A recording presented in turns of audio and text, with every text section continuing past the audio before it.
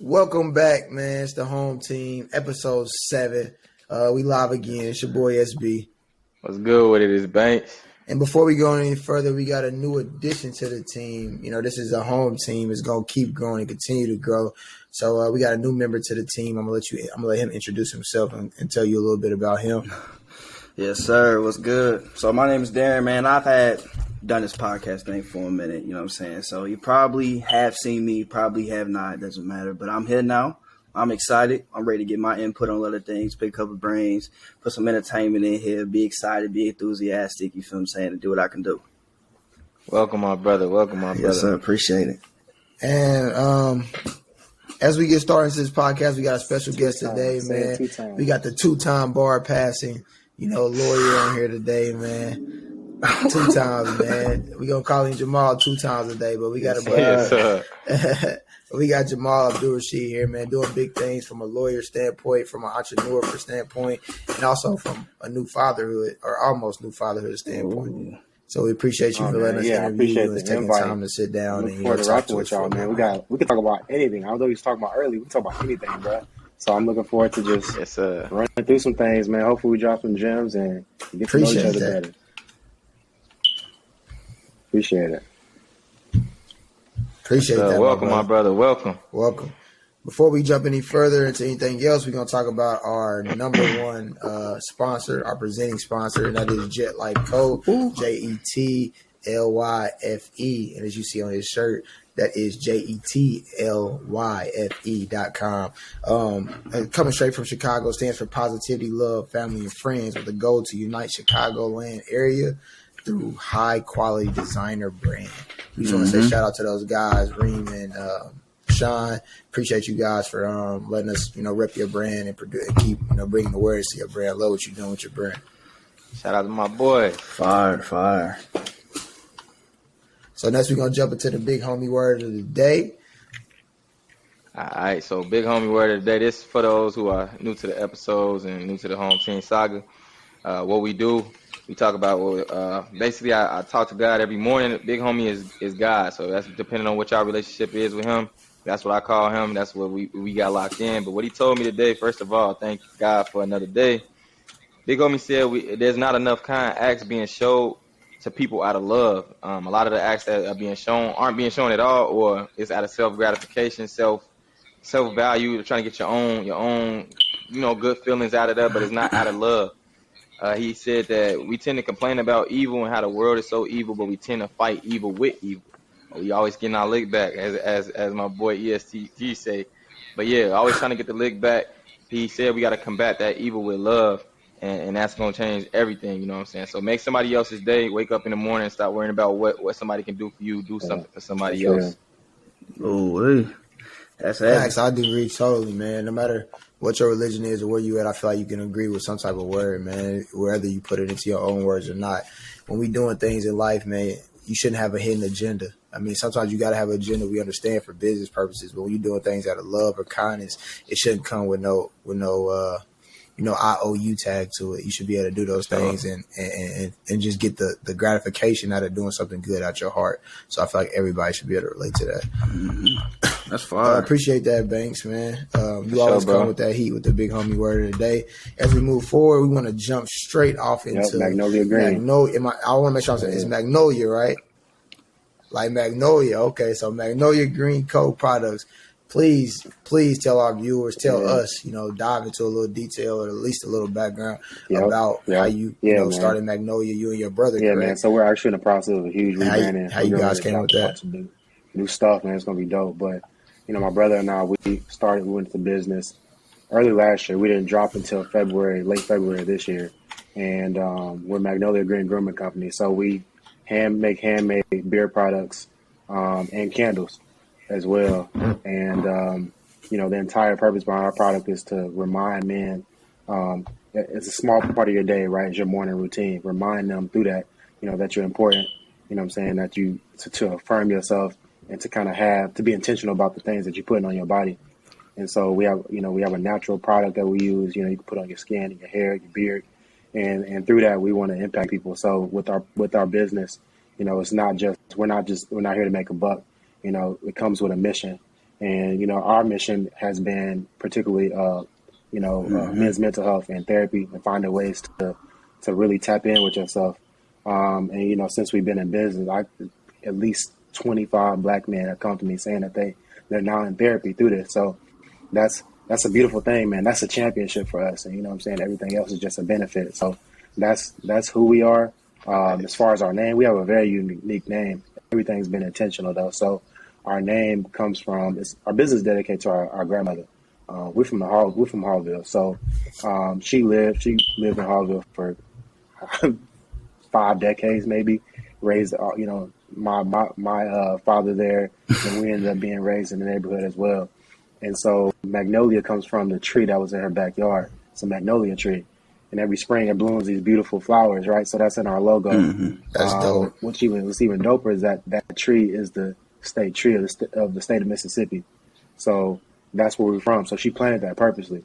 And then a step further, so green comes in a little different. That's dope. My grandma has severe dementia and Alzheimer's.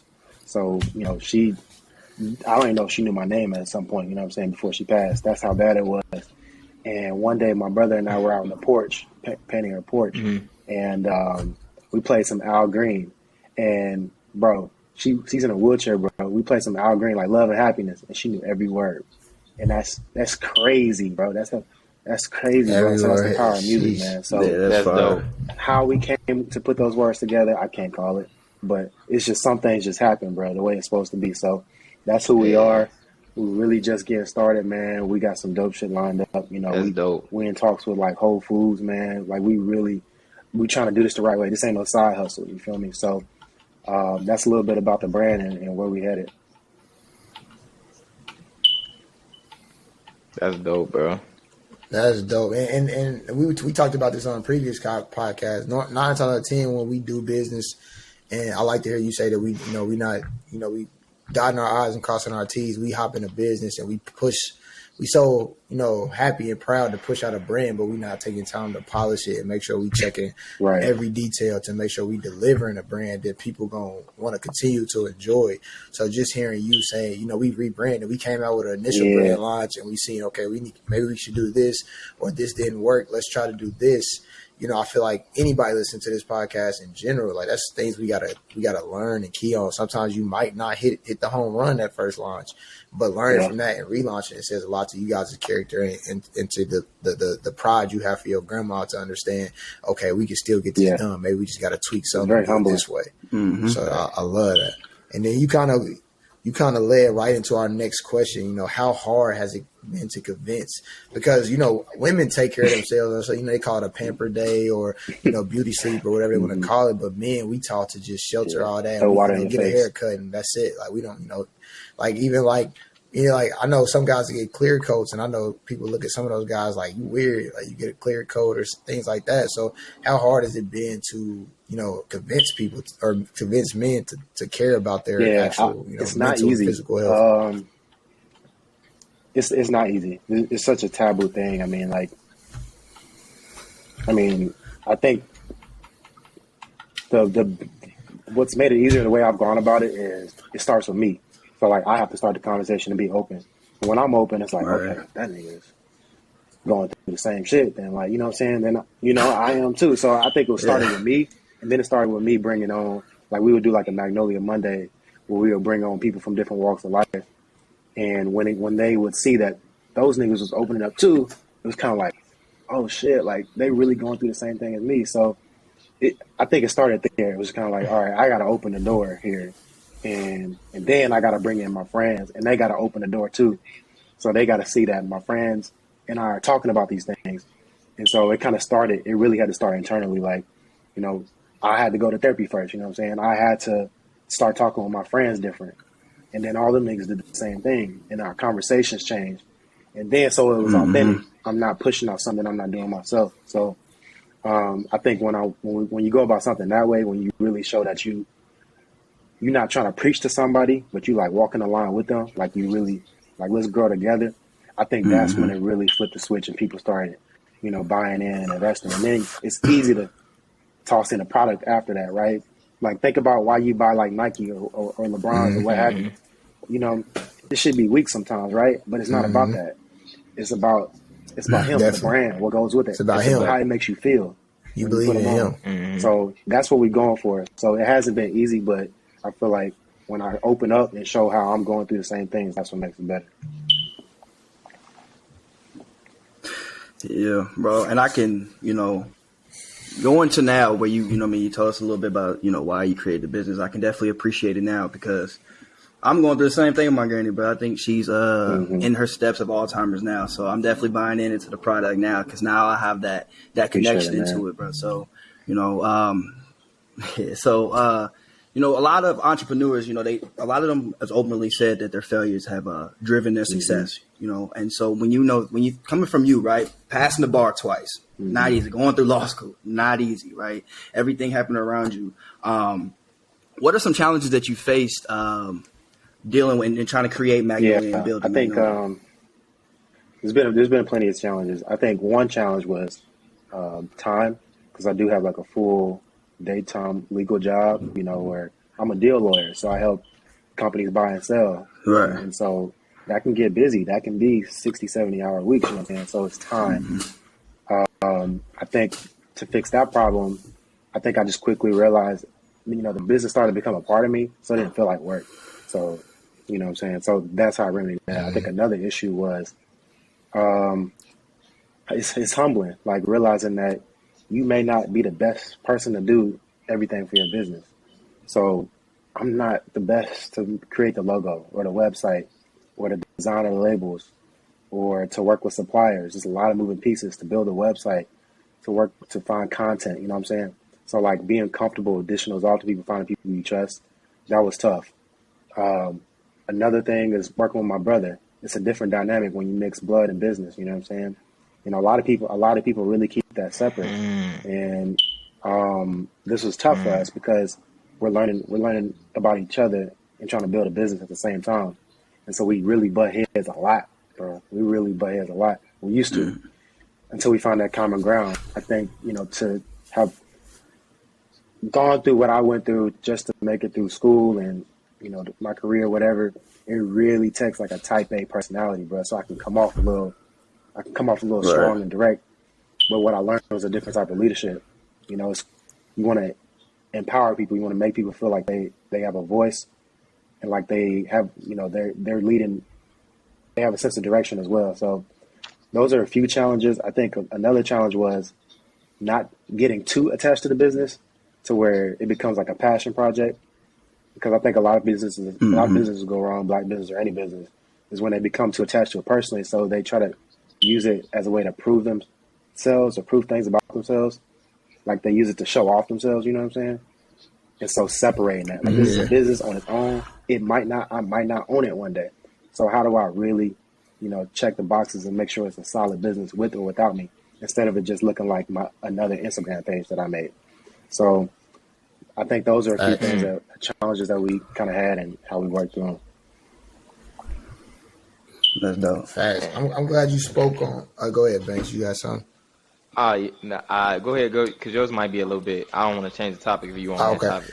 No, I was just saying how you was talking about working with your brother and then dealing with therapy and things like this. Like we want to be vulnerable. Yeah. I know you spoke on being vulnerable. Like I was supposed to come shoot for your thing. Like my little brother, my 21-year little brother, blacked my eye yesterday in a sparring match, right? So just speaking on this, this is, the sparring don't have anything to do with what we're talking about, but the fact that I thought we were just going in there to work on sparring and his technique, but really he had been feeling some type of way since we was kids.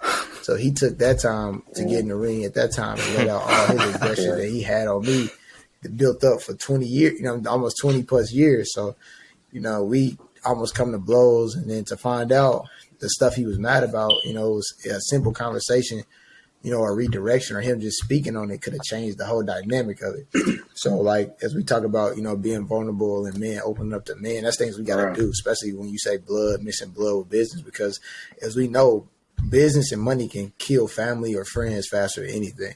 The wrong money situation or money going missing or different things like that can always ruin a friendship or a family member before anything. So, just be open. Yeah. Just speaking on piggybacking on what you said, be open with your friends and family around you. Be open and vulnerable enough to tell them, like, you dead wrong.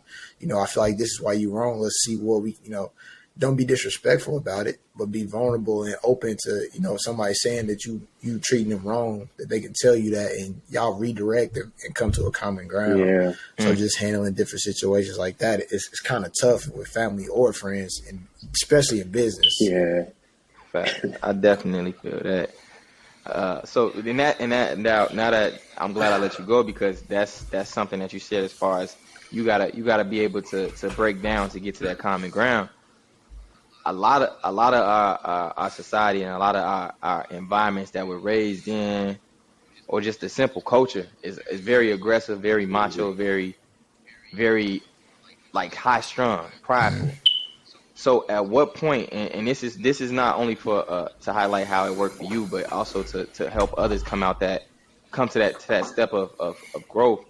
At what point did you start thinking a little bit more, not only into physical appearance, because we know that you have a different aspect of it too, as far as mental self-care as well, but what kind of was that definitive moment that you got to that physical appearance and well-being, that mental awareness and well-being, and then, like, spiritual, if you got that as well? Like, at what point did you get to that, and what would you say is, like, the starting point for people who want to get to that point? Yeah, I think I would say this entire year has been bad for me. I think at the start of it, I think it was COVID, bro. It was COVID.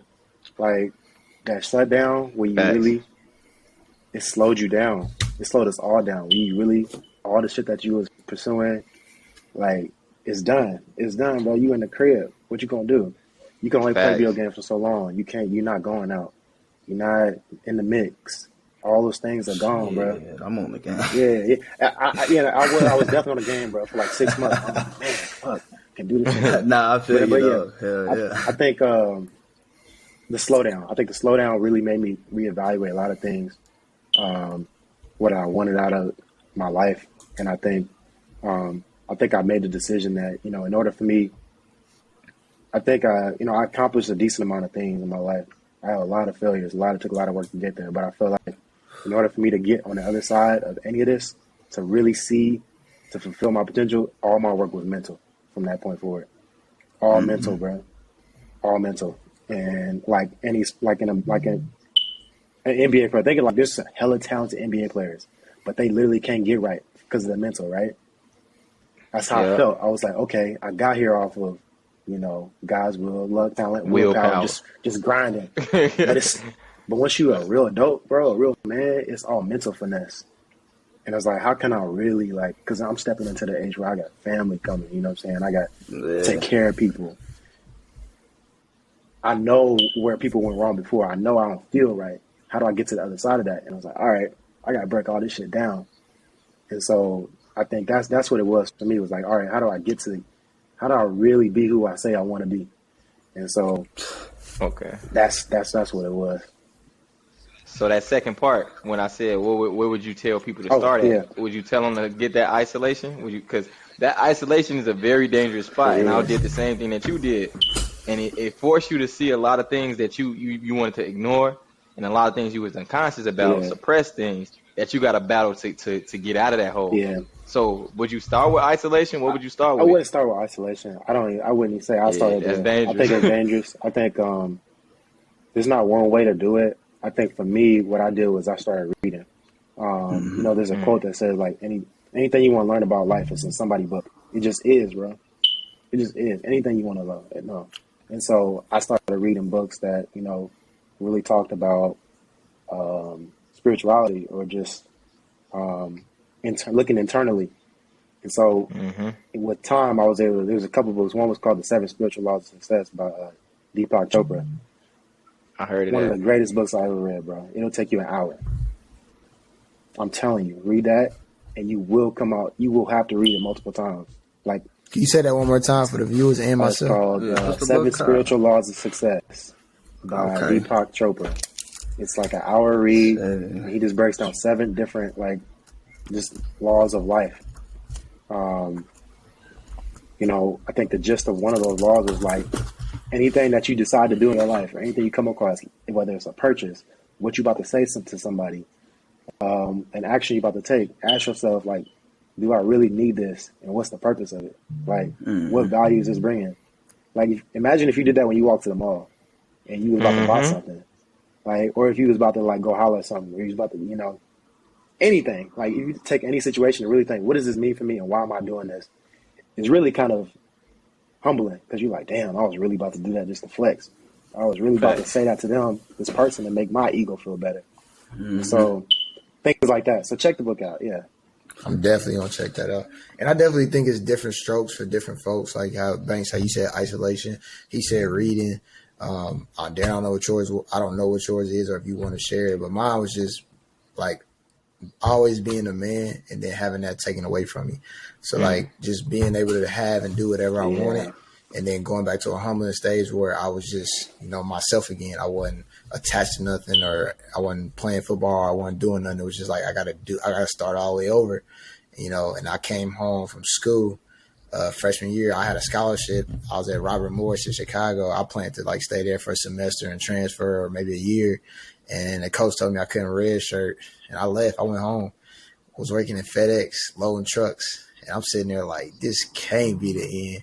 This can't. I'm talking to people that do this, and you know what I'm saying. I'm not, you know, downgrading their job or how they feed their family, but in my mind, as a 18-year-old kid, I'm like, is this it? Like, I'm about to be in here, you know, satisfied with this right here, or I'm going back to school. And you know, I never had good grades. I checked in Ivy Tech and was busting out like 3.5s. You know, the next two semesters, and that's why I came to Indiana State. But I mean, I feel like everybody meets that crossroad in their life where it's like, it's put up or shut up time. Either you're gonna put up and be what you say you is, or you gonna lay down and then live off the excuse that, you know, of what you used to be. So that was the scariest thing to me. I got to follow up to that. I'm gonna connect it for you. So I feel like one of the biggest thing I learned, one of my biggest accomplishments is that, and you probably went through this, SP, like, at some point, you have to know who you are, no matter what life is doing to you. Facts. Like, whether you working at FedEx or, you know what I'm saying, you on TV, you a millionaire or you broke. You got to know who you are. You know, who you are has to be rooted in something that doesn't have nothing to do with your circumstances. Facts. So if you got to take a step back, you the same person. And if you up, you the same person. And I feel like that's the thing, man. Like, people are up, and then when they go through something, everything goes to shit because they don't know who they are. So that's really, that's the work right there, bro. So I feel like what you went through by, you know, having a scholarship and then having to step back for a moment, it was like, okay, who am I really? Facts. Who am I really? So I think that's a huge point in life that I feel like most men gotta go through. And that actually hit my situation right on the head, bro. My senior year of undergrad, bro, I thought I was the man, bro. Like, I was getting interviews from ESPN. I done ran ESPN2 at Indiana State for 2 years. You feel what I'm saying? I'm getting all this type of Fox Sports, Turner Sports here in Atlanta. Like, everybody's interviewing me, and I'm constantly grinding, getting this interview. I'm creating I'm doing everything they telling me to do, and I don't have nothing, right? And actually, I did get something, but a mistake I made in the past by having my motor vehicle record suspended, and I didn't even know comes back flag, I lose the job. You feel what I'm saying? And so then that's where I was at a point to where, like, isolation worked for me. I was at the lowest point I felt like in my life, you feel what I'm saying? Because I went from being really, really high, you see what I'm saying? And I think it came from, honestly, not giving to the correct things to the right individual, you feel what I'm saying? And not appreciating what was in front of me. And he took it away from me, you feel me? And so then I was at my low. And it became then to where I had to believe it was for a reason, right? I couldn't believe I just was jaded with bad luck, you feel me? And so then I had to really... That's when I started reading and I started listening to a lot of different videos. And I really started to, like, understand who I was, because in the past I was always painted as an individual that I knew I was not, but I started playing the character because that's what people wanted me to play as a role. You feel what I'm saying? Like, I had to play an individual that I really wasn't. So, like, in the past, you'll have somebody ask, like, who when you think of Darren, who is it? You'll get like 30,000 different things, right? Because I played that role for certain individuals. I didn't know who I was. I was lost somewhere. You feel me? Somewhere within the thing. So, in one of them 30,000. Yeah, one of them 30,000. Like, some of them might act to who I really want to be, but most of the time I'm playing a role to satisfy the individual that's in front of me. And then I never really took time to appreciate, you know me, my moral victories. I never took the time to get out of this prideful mindset that I was in, right? I feel like I always had to get it out the mud when there's a perfectly paved sidewalk next to me and somebody's lending a hand. And I feel like I'm steady having to get it out the mud. You feel me? So me changing my mindset was probably the best thing for me, bro. Like my physical growth, mental growth, my spiritual growth, my charisma, my joy, bro. All of that is just who I am today. And it took a while, though. It took a while, bro. It took a lot of like failures, really. It really took a lot of me getting beat down by life, just hammered down by life from when I had a lot of different things and not to having nothing. You feel me? To me to really realize, like, okay, hold on. I ain't doing something right. I gotta figure something out, bro. Like, I gotta figure out which emotion I'm feeling. Like, I'm mad when I'm really sad, and then I'm too mad and sad to be happy for the things I am getting. You feel me? So I had to debunk, bro, and get away from a lot of things. My mind was jaded, boy. It was cloudy. So facts. So as we sit on this show, sometimes I do some things, and Banks will know I just hit a random question like out the blue. So like, what you got, bro? So like going after this, like BBL. I don't want BBL talk. We gotta get a female co-host. Like, we working on trying to find a female co-host. But we don't want to just give the male perspective on that BBL shit. So we gotta have a female at least piggyback in that conversation. Hey, I'm out of this one, bro. This one right here is right on the line of talks we talking. So like I didn't watch Scarface probably 1,000 times. Growing up, that was one of my favorite movies. But it's a scene. I don't know if you guys are avid Scarface watchers, but it's a scene when he's sitting in the. I mean, like you said, he didn't got everything he wanted. He's at the highest point. I mean, he's selling the drug, he did whatever. He's got so much money. He done took the dude's girl. He got everything. And he's sitting inside eating dinner by himself at the restaurant. And he was like, what you looking at? I'm the bad guy. He said, you don't know who you are. You like basically you just playing a role. He said, I'm okay. I'm okay with being the bad guy. If you were in a situation or if your life called for it where you was painted as the bad guy, would you be okay being the bad guy? Who going first? That's tough. Wait, and I'm not saying bad guys in the sense of you doing bad or mischievous things, but you could be in the sports like Skip Bayless or whatever. He's the bad guy. It don't matter what you're doing in life. Once you done made it to the highest point or to a point where people feel like they can't compete with you anymore, you like what they say was it Batman. He's like you either I forgot how the quote go. You live long enough to see yourself turn into the villain. At some point, you become the bad guy. So would you guys be okay being the bad guy? Ooh, that's dope. I mean, I think that's an easy one for me. I think it's because you have to like decide that what anybody thinks doesn't matter. It doesn't. It really doesn't, bro. It really doesn't matter. Like, now if you are a bad guy, then that's a different thing. But like, you know what I'm saying? But like, nah, bro. You really have to decide that it never has mattered. Like people worrying about what anybody else thinks about your life. And I struggle with it too sometimes. Everybody does. But like worrying about that ends up with you living somebody else's life, bro. Like Darren, you was just kind of speaking on that. You know what I'm saying? Like one of those 30,000 faces was probably a bad guy. You see what I'm saying? Yeah. And maybe a few of them. But it's just like that ends up with you not living your own that life. Question right there was crazy. That is a crazy question though. I do enjoy that question though. But so you having this not give a fuck attitude about what nobody, you know what I mean? You staying jaded to you and being. I don't really think that makes you a bad guy though, bro. I don't know. I guess it depends on the eyes or the opinion that matters to you. Yeah, I just wonder why you're thought of as a bad guy. I think. I think it just depends on certain situations. I think I'm willing to be a bad guy if it's, you know what I mean, protects my happiness. If it protects my joy, protects my brand, protects my character, then I play that bad guy role. You feel what I'm saying? Like, I guess it just depends on who it is though. Like, I mean, personally, me, I'm bad at texting. You feel me? It ain't no hard feelings. It ain't no, you know what I mean? Some people might feel like I cut them off or didn't want to communicate with them. But I mean, bro, I'm only 24, but man, I feel like life is going crazy fast by me, right? So I got to figure out where I fit in. I got to figure something out, right?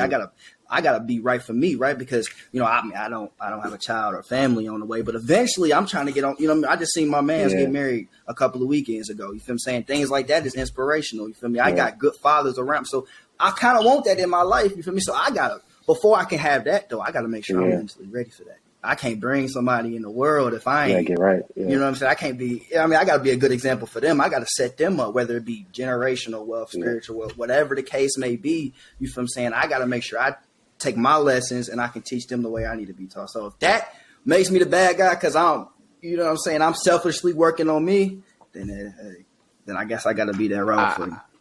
Mine to be. It kind of remind me of that. Remember that and I think everybody old enough. Remember when they had that white and gold dress and it was white and gold versus blue and black? Yeah. I feel like no matter what you do, no matter what you say, people are going to interpret what you do as something different.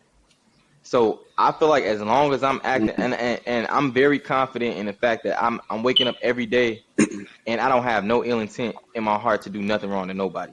I don't have no ill intent to cheat nobody out their money, to talk about nobody, none of that. So if say I got $20 and I'm doing charity work and I give somebody 20 and somebody needed $1, you know what I'm saying? But somebody was like super down bad and that dollar, you know, you can get that dollar a lot easier than you can get that 20. And they're like, hey, why you gave them that 20 and you ain't give me $1? You know what I'm saying? Now I'm the bad guy to them because I didn't get them nothing. You know what I'm saying? And they might not even know what my methods was. I might have gave you the $20 in my pocket and I'm going to my car to go get the other $1, but you already tripped on me. You know what I'm saying? So I as long as I'm waking up every day and I have love and spreading care and stuff in my heart, what they view it as is between me and God, bro. He know what I'm doing. You know what I'm saying? I can't really worry about that. But that was what was breaking me, bro, because I would do certain things out of love and I get the other side of it. You can't please everybody. And I'm one of those people who try to keep everybody happy. If you know me, you know me.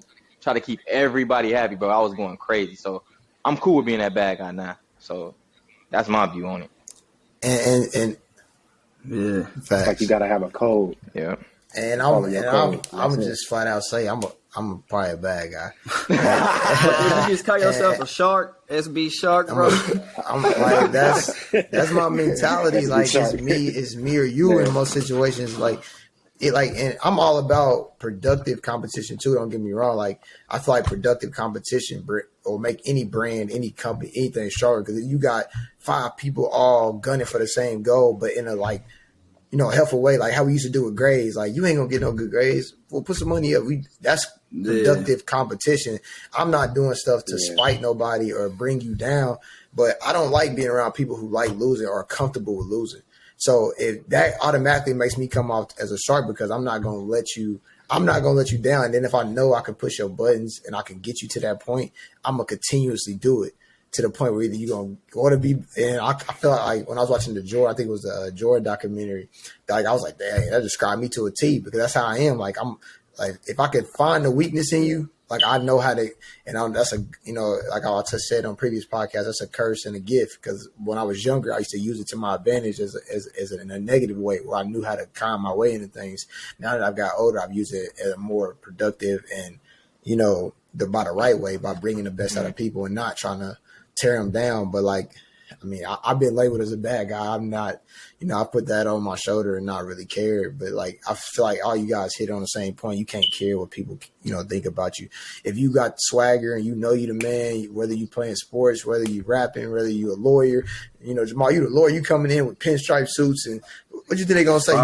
You hitting, you know what I'm saying? Somebody gonna say something about you. Like he think he better than, So you can't lower your light to help somebody else raise their light. You can't do that. And 9 times out of 10, when you do that, when you let your light shine as bright as whoever you believe in wants your light to shine bright, then you're gonna have a lot of people think you the bad guy or think you trying to outshine them. So if you trying to outshine somebody, you automatically become the bad guy. That's a that. Hey, shout out to you for that question. That was different. You're gonna have to cut that clip, bro. That's the money maker. Yeah, that clip was. And then moving forward, man, I want to say we all want to say congratulations. I want to say congratulations first, man. I know you got a baby on the way. I know you ready. I know me and you had a couple conversations, man. How's it feel that time's getting close? Yeah. Yeah, man, it's crazy. He gonna be here next month. I mean, yeah, that's next month. Yeah, man. It's Round one. it's Fight.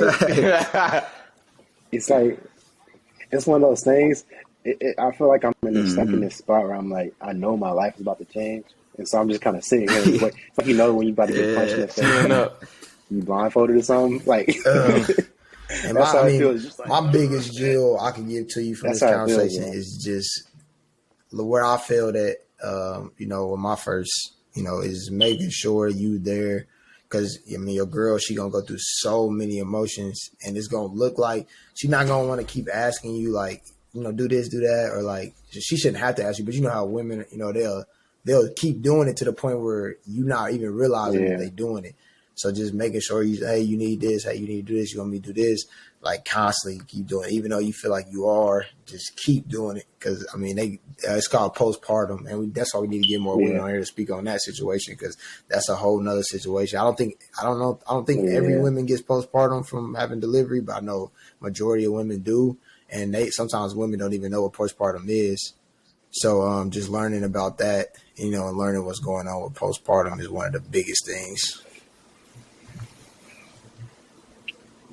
Yeah, bro. See that part, and then just interacting with her in general, or just like being a father. Like, it's been a crash course in like throwing away pride, like ego.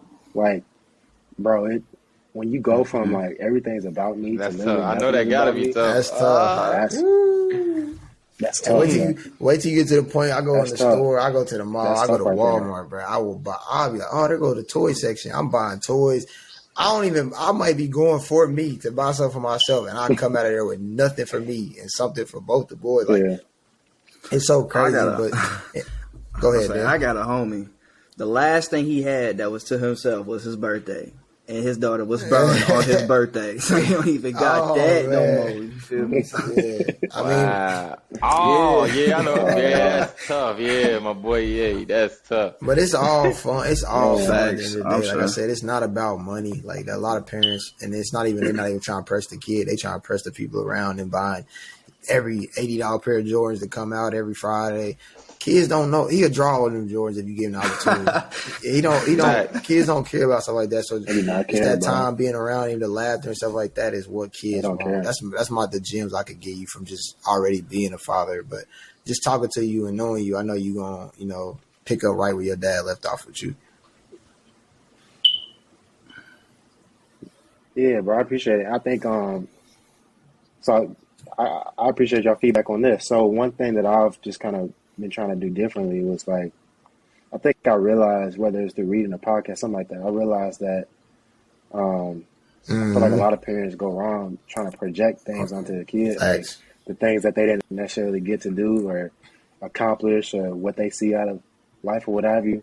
And then I was like, man, I'm really just this little nigga's helper. Like, whatever he trying to do, I'm rolling with it. I gotta roll with it, bro.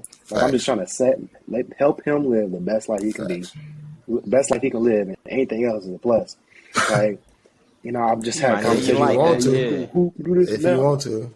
If he wants, like, he might not even like that shit. He might want to play baseball. He might not want to play sports at all. So I feel like that's like a different education, because, like, when we was coming up, I'm sure y'all felt the same. It was like, all right, when I have a son, he gonna do this. It is what it is. Now, the closer I get, I'm gonna keep trying until one of them do what I want them to do. I'm not gonna do that. One of my kids gonna play football. One of them. But that's tough though, bro. Like, when you get into that, I'm had like 16 of them until one of them like. That's tough. I'm just playing. What if none of them do? What if none of them do? With me, I'm gonna keep going until I can't shoot no more. You know what I'm saying? That was like that was my biggest thing that I had to learn before I even, like, because when I thought about it, bro, it was so many different things that I was into. But I'm like, bro, I'm gonna do this because I want, just naturally as a kid, you're gonna want to be like your dad, bro. So it's like, I think the thing with me simply was me actually noticing that, okay, even with the things that might not fit the dad, so as you as a dad, because I'm not no parent, but you as a dad, the things that excite him, you got to be equally or even more excited, even though it might be something that you hate. It might be something like he like watching Quidditch or something. like you got to turn up with them when Quidditch, like just because it make them encouraged to be who they are. Because the moment that they start conforming to what you want them to be, they're gonna start conforming to what them kids are doing. They're gonna start conforming to what school telling them to do.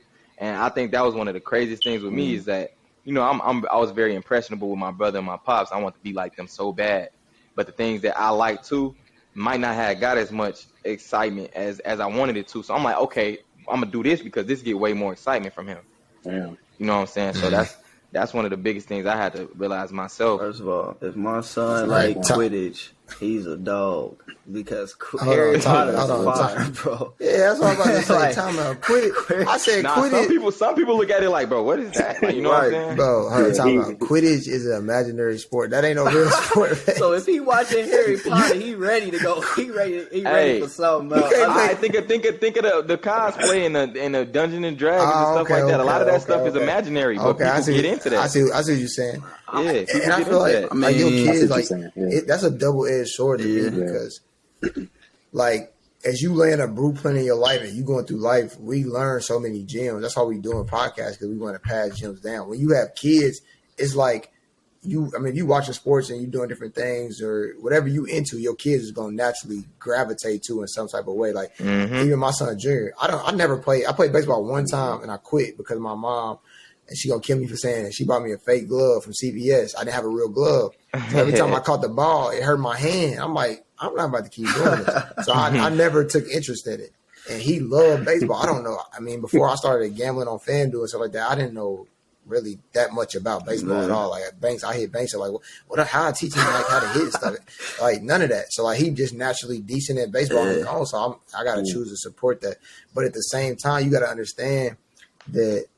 A lot of you saying you don't want to get that hands on or you want to push and do whatever you want, but you gotta understand a lot of other parents is really breeding their kids like almost like little investments or machines. Like you think of like Asia or I don't want to get this wrong or politically incorrect, but these other countries, once they like 4 or 5, they know what they're doing for the rest of their life. That's tough, bro. Like gymnastics, the boxers, the things like that they do in these other countries. Like if you ain't a lawyer, you're not a lawyer. Like it's flat out out the gate. So we we do things different in the United States where we got so many freedoms and things like that. But you got to understand as a parent, you literally have the right to mold this person into almost what you think is best. So it's kind of hard to find that balance of like, okay, I don't want to give him too less and he go wild, but I don't want to give him too much where he feel like I'm controlling him. So it's like, it's like, that's why I call it a double-edged sword. It's like a gut feel because Banks, you decent, you hooped, you did things like that. Your son start loving them sports. You gonna want him to get up on Saturday and get that extra work in. You gonna want him to go Sunday to hit and practice. It's hard to say, if he not interested in it. It's just kind of like I'm just speaking from being in it. You know what I'm saying? Right. It's hard to say. Maybe when you get older, though, that's a conversation. Like, I think that's a conversation that a lot of parents don't have with, their children. Like, their children can be cold at sports but hate it. And they only do it because that was what they was raised to do. And they feel like that's what they have to do. You feel what I'm saying? So I feel like that's a conversation. And I think that just comes with being a good parent. You feel what I'm saying? Like, parenting is probably just like a business, and you'll probably experience that. You know what I mean? For real, like, you learn as you go. You learn you definitely know that, Shaq. You know what I'm saying? Like, you learn as you go. Like, everything is evolving, things is changing. Like, when we grew up, we was outside, kids got iPads now. Like, it's crazy. Like, that's one thing. And that's one thing I do not like at all. Like, Bree, she let him watch YouTube. He already know. He come in the room, Daddy, can I watch YouTube? No. Yeah, but Daddy going, no, you can watch Kid City, you can get on Netflix, you cannot get on YouTube. I don't care what you're doing, you can't get on YouTube. It's too much you can click off on and venture. Even on the kids stuff, it's so much weird activity. Right. I want to get into weird activity, but too much weird activity, going on them different, activities. So, but like I try to keep him balanced. Like I let him get on his iPad and play with his toys and stuff like that. And then, I always tell him, I tell him, you chump or chump, like you hard worker, or you want to work hard or what you want to do, like because he tell me I ain't let him play football yet. He I'll put him in flag football. The first practice, he said, I want to tackle. Where's the helmets? I said, Junior, this is flag. You don't get to tackle. You got to take his flag off. He said, I don't want to play this no more. So immediately I made him finish the season because I was the coach. But after that, I'm just like, if you want to do this and do this, this is what you need to do. You want to play tackle football, we need to start hitting the ladder. We need to start doing this. Do you want to do that, or you want to sit in here and play on the iPad? I mean, that's your choice. Like, I'm just letting you know. I'm just letting you know when the season starts and you wonder why kids is scoring, and because like you would know when you have kids, and Jamal, you about to have one in Banks. I know in Banks and there you don't have any yet. Like you would know if your kid don't want to like Junior don't like losing and nothing. Mm-hmm. Like we could be taking the groceries in the house and he get mad at me or say I cheated because I took groceries in the house. So I feel like it's also learning and understanding what type of kid you got. You might not have a kid that's super competitive. See, that's the type of parenting you don't want to do where your kid's not like that and you try to force him to be like that.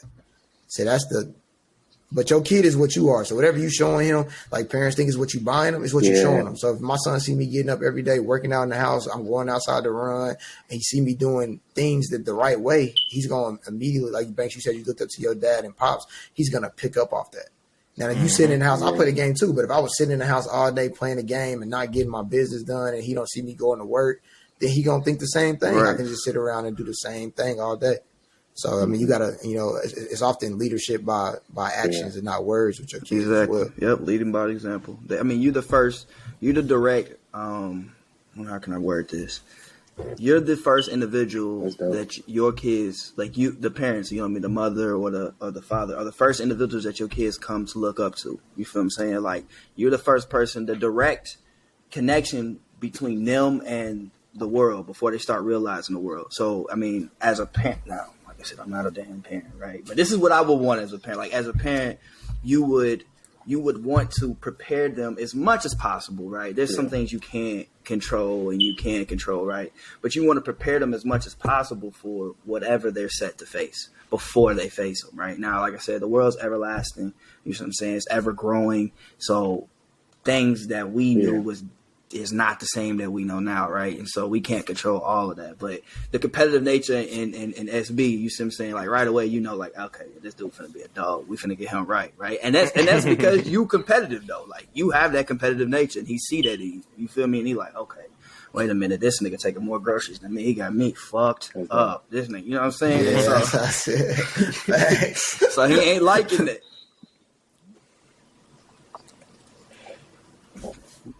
While you're saying that, I was thinking, while y'all saying that, I was thinking, like, I feel like it's okay to have a plan and to guide your child in a certain way as long as it's intentional. Like, there's this older black man I follow on Instagram. His name is like Jason Wilson. Have you guys seen those videos of that? I ain't seen that. He got a big white I saw that, beard, and he he motivated does like karate. He teaches kids karate, whatever. One of the kids was crying one time. One of the kids was crying. He explained that to him. He explained to him, why it was important that he kept pushing through. And so that dude has a son, and he put his son is like 14 or 15, and he's had a plan over several years with his son where he put him through like manhood training. So they do all kinds of different stuff, like teaching them how to bench press properly, teaching them how to paint, teaching them how to clean shingles and change a tire. You know what I'm saying? He'll take them to games or what have you, but it's just like a well-rounded program. I feel like that's dope. Like it's dope. Like, I want to build a soldier, you know what I'm saying? Yeah. And so I just feel like if you're going to make a plan, it can't be something didn't make it in to the make league you and you was a hooper, you ain't make it, now your son is second coming to you. Like, that's the type of daddy ball. Like, you don't want to be what we call daddy ball. Like, I coach now. We got these parents who dad come to every practice or try to be the coach just so their son can play, and their son really not decent, but he on the coaching staff, so you don't want to make him feel bad. That's horrible to me. I don't want to offend anybody, but that's horrible parenting. If your son is not the best out there and you're not pushing him to be the best, you're doing him a disadvantage because when he gets in the real world, he's gonna get chewed out. I mean, it's gonna happen quickly. So that type of stuff. I agree with you 100% on that. Right. So instead, for you, like with Junior, it don't matter if he's playing baseball or if he's in the boardroom. That man does not like losing. That's a lesson. That's what I'm saying. That's something that you reinforce.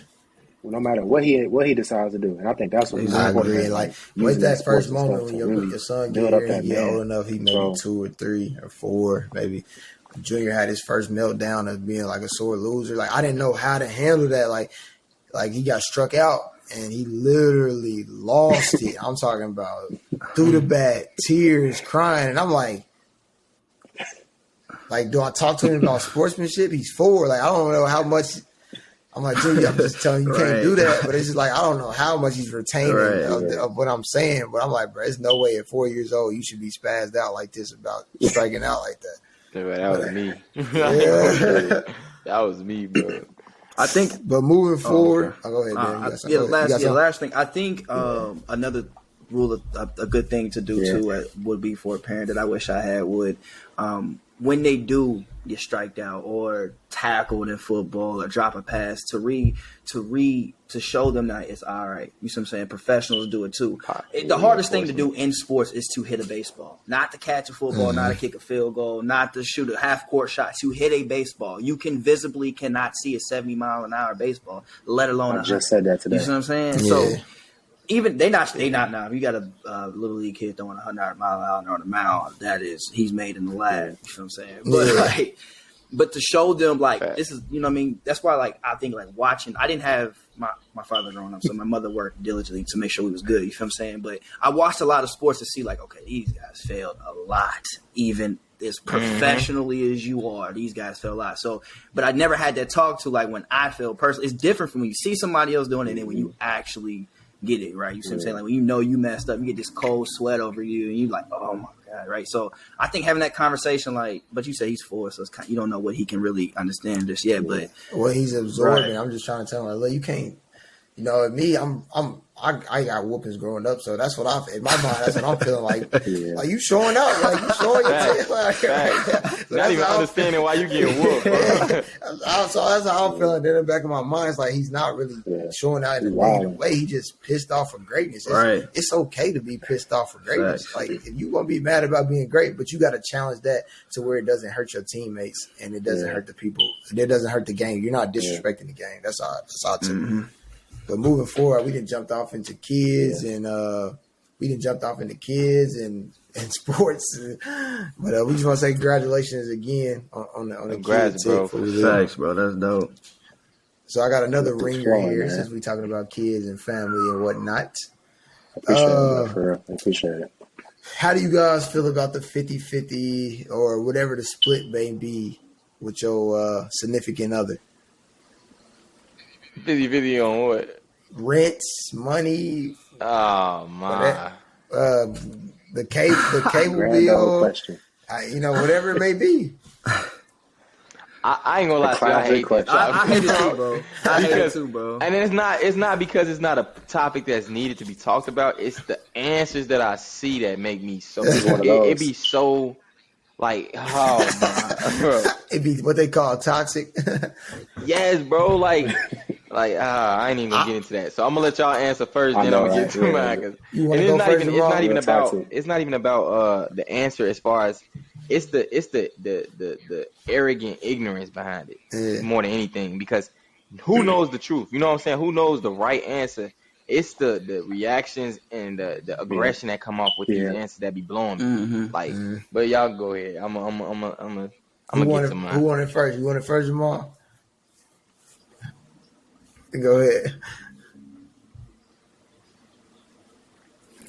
Yeah, since I'm basically doing that, not the 50-50, but just the situation. So, for us, I think you got to make a decision. You got to understand that every contribution ain't monetary. Obviously, I'm an attorney. You would definitely have more means right now. She's still in school doing her master's degree. That would be fucking ridiculous. I don't know if we can cuss on here. That would be ridiculous. But that would be ridiculous for me to be 50-50. That's what doesn't even make sense. That's you know what I'm saying? You got to take your ego out of it. So for us, it's what literally makes sense. And I feel like a lot of people, what pisses me off about the usual answer is that people try to do some one size fits all solution. The man needs to pay for everything. That don't make sense either. And so I don't know. There's traditional ways and there's untraditional ways, but for us, it's just all right, what makes sense right now? And that's going to change because I'm not at the top of. She got dreams. She got things that she want to do. She going to make money. She's studying for a master's degree in epidemiology. She going to get it. And if you with me, then I'm gonna make sure you get it. You know what I'm saying? You're going to have your own bag. So it's more so it's got to be teamwork. So for us, it's just kind of all right, you pick up that. I'll grab this. I'll pay the rent. You can take care of that. But in exchange for that, you know what I'm getting in exchange for that? I'm getting a vibe. When I come home, it's a vibe. That's what you get, bro. You know what I'm saying? Like, so what do you want, bro? You want her, like, women are going to grind. They're going to go to work. Hell, she leaves the house more for work than I do because I be working remotely. But, like, what kind of setup do you want? Like, I feel like for me, I want my woman to be in her feminine state. Like, relax. Facts, bro. You know what I'm saying? Facts, Oh, this is taken care of. I'm good. Because then I get more in return. That's the vibe that's it. What do you want? If you don't want that vibe, if you want her stressed, if you want her pressed for money, then that's the vibe you want. I don't want that because I know that's not the best use of our funds. And so I give in a certain way and she gives in another way. And you can't get that on your own. Like, you can make as much money as you want and live by yourself, but you ain't gonna get that same vibe. You know what I'm saying? It's a feeling when you walk into your home. Certain things are gonna be taken care of. So that's why I feel like everything ain't monetary. So it's not like, it's never an equal split. I hit it next, man. It's gonna give you more than you can ever give. So man, I know they say money don't bring you happiness, but it damn sure make it easy. Hell yeah. Damn sure. So like me and Bree, we've been, doing this thing since 2012. A whole lot so it's easier. been a minute. We were in high school, so even when we got to school, even we got to school, we got an apartment. I'm still trying to play football, do it all I got to do. About a decade. And me and her vibe, we getting into it all the time about money because I'm like, and she really was right. She was checking me because I'm going to work out once in the rec, and I'm coming to the crib, play the game. So I wasn't trying to work. That was my excuse to say I didn't want to work. I'm just trying to pay my little ends meet, have nothing extra in between. But like when you get older, depending on the situation, but like it's a team. It's like you said, it's a team. It's always got to be a team. It can't never be like a man. If a man got to sit here and pay every bill, get your nails done, get your hair done, pay your car payment, pay his car payment, do all this stuff, he gonna be drained. He gonna be like, why can't I go get a woman that can provide something to the table? Like women so quick to say what you bring to the table, but then when we bring the table and set it and put the turkey and all on it, then it's like, what's left? Like you want us to do everything. So I feel like you got to be comfortable in your team with that split. Like you said, it'll never be 50-50 if it's 60-40, if it's 80-20. Right. Like whoever bringing in a bigger bag, of course it's going to make sense for them. And this is the dumbest thing about it because they're talking about who's doing what. If you won and you a team that joins together, it's all the same money. If whoever paid the mortgage and the water bill, y'all go out to eat and do everything. It's all the same money. Yeah, and if it's not like that, then you need to check your situation. Right. Like you're not in a real relationship. That is the problem. Because if we in the same relationship and I don't got $10 and you do, and we go do something and you can't pay the 10, then we ain't a team. Like that ain't a real relationship to me. If we counting favors and counting pockets, you know what I'm saying? That's not no real relationship. It should never be that. Okay, you can't get this right now. I got this. Or if I pay all the bills and I say, hey, babe, can you pick this up right here so I can pay, the kids this or pay to get this extra for you? I got this plan for your birthday, whatever it may be. Then you're not really with a team. That's how I feel about it. I agree, bro.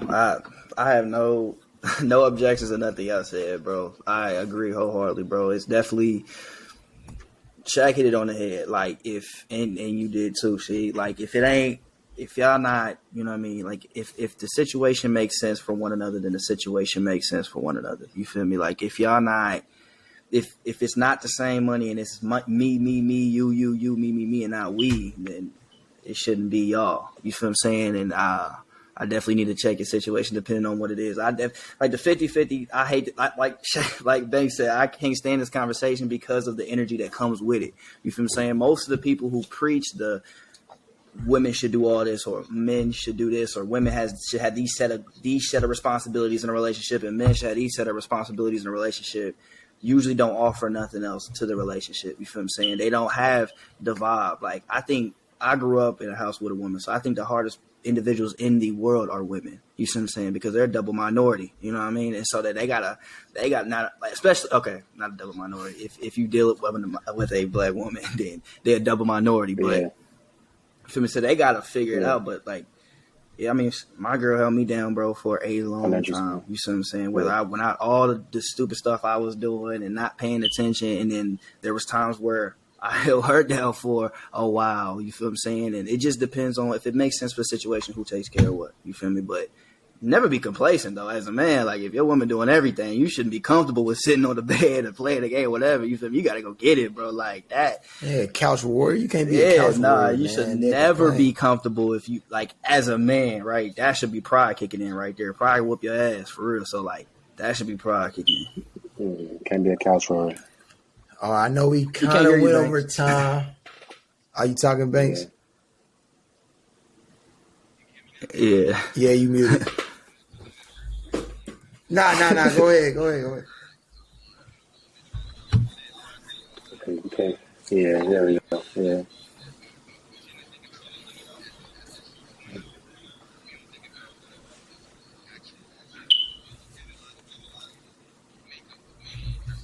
You can hear me now? All right, can I touch on this real quick? I ain't gonna be long. All right, so yeah, we went over a little bit of time, but all I'm gonna say is that I agree with all of them. The craziest thing to me is that we tend to think about money as the key point of it, but we don't think about like the actual physical, like the physiological makeup of a man versus a woman, and we don't also think about the vision. You know what I'm saying? So naturally, a man is a giver. Like the sexual organs they give, the woman receive. The natural when we using times where we didn't have jobs and stuff like that, the man was the go get the food, go hunt, protect the crib. The woman took care of the crib. You know what I'm saying? So now that we're in an event where now women are evolving, they can do more things. Men sometimes want to take a break and not do the same thing that they've been doing, and allow the woman to do a lot more, and our vision dropped with that. And then also sometimes now that women have a higher stake to go to, you know what I'm saying? We're wanting these women to do more because we're doing more, or some women just choose to not do nothing at all because they're like, hey, you should provide for me. You know what I'm saying? So it's a double-edged sword. But Facts, if neither one, if both don't have a vision to get the crib to a better point, whether it's money, you in a relationship, financial, please stop listening to your single goddamn kids, friends. whatever they you don't need, you know what I'm saying? If both don't have a vision, then at that point, then that 50-50 conversation changed from 50-50 they to miserable, a whole different aspect. and they want to bring you we to always where got to they think about that too. Facts. You can't go ask a single person, you've been in a relationship for 2 years, what should I do? They don't know what to do. That's basically it. If you married, you can't go ask a divorced person. Man, I'm about to throw the divorced. computer. Bro, they want y'all single, bro. They want y'all to be single, bro. But before we get out of here, man, Jamal, please tell us where we can go get Magnolia. Tell us all platforms, and hopefully when this eye heal up, shout out to Lil Bro. I'm done, bro. I'll be there to come through to help support and help that relaunch. Sure. That's a great cap to it for sure. That's a great way to end it, bro. Okay. Yes, sir. Yeah, 100%, man. Y'all gotta have me back, man. I'll come back on here with baby boy, man. But that would be dope. Yeah. So you can find our products at magnoliagreenco.com, or follow us on Instagram at Magnolia Green Co. You'll see a lot of products coming out here real soon, man. We're trying to come back strong and really do this the right way. So we appreciate your support. Check out those books, man. Check out that 7 Spiritual Laws of Success by Deepak Chopra. For sure, that's a great book. Another book, check out Ryan Holiday, man. He's got a lot of books about like facts. Your ego. Appreciate it, man. This home team heroes signing off. Becoming a better man. Episode 7. That's what I'll leave you with, man. But definitely check out that Deepak Chopra book.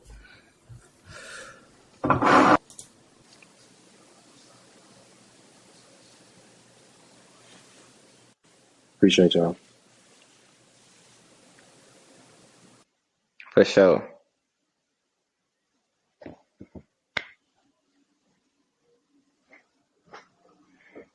Hey.